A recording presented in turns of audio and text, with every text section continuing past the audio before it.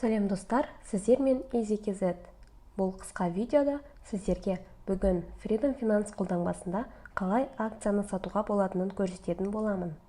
Тақырып сіздерді қызықтыратын болса, видеоға лайк басып, соңына дейін көруді ұсынамын. Сонымен, сіз әлдеқашан сатып алған акцияңызды сатқыңыз келсе, сізге бар болғаны бірнеше қадамдарды орындау жеткілікті.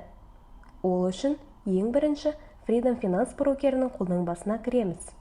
Сізде автоматты түрде баға белгілеулер беті ашылады. Осы жерден төменгі жақтан портфель деген сөздің үстінен басып, келесі бетке өтеміз. Бұл бетте сіздің сатып алған барлық акцияларыңыз бен шотта бар ақшаңыз көрсетіледі. Осы бетті төмен жылжытып, өзіңіз сатқыңыз келетін акцияны таңдаңыз. Менің жағдайымда мен Макис компаниясының акциясын сататын боламын. Сол үшін де акцияның атауының үстінен басып, келесі бетке өтемін.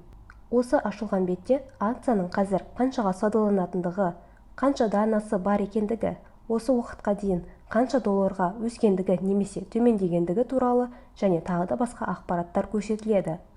Экранды тағы төмен жылжытсаңыздар, сату және сатып алу батырмаларын көресіздер.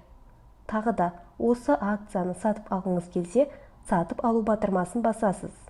Ал мен акцияны сатқым келгендіктен сату батырмасын басатын боламын. Бізде келесі бет ашылады.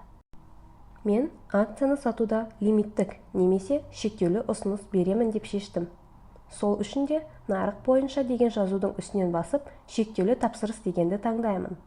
Шектеулі тапсырысты таңдағаннан кейін сатқымыз келетін бағаны енгізу міндетті. Мысалы, мен 15 долларға сатамын деп жаздым, ал нарықтық баға 13 доллар 42 цент.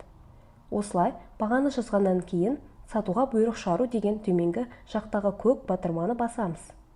Кейін қауіпсіздік сессиясын өтіп, көрсетілген ақпараттың дұрыс немесе бұрыс екендігін тексеріп алғаннан кейін тағы да бір рет сату деген батырманы басамыз. Егер көрсетілген ақпарат дұрыс болмаса, қайта артқа деген батырманы басып, енгізген ақпаратыңызды өзгерте аласыз.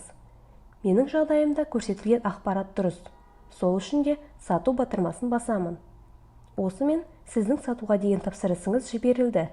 Тапсырысты бұйрықтар бөлімінен көре аласыздар. Енді тапсырыстың орындалғанын күтсеңіздер болады.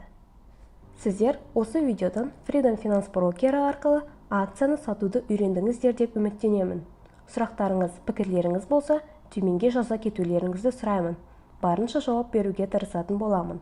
Назар салып, видеоны соңына дейін көргендеріңізге рахмет. Лайк басып, арнаға тіркеле кетуді ұмытпа. Келесі видеода кездескенше.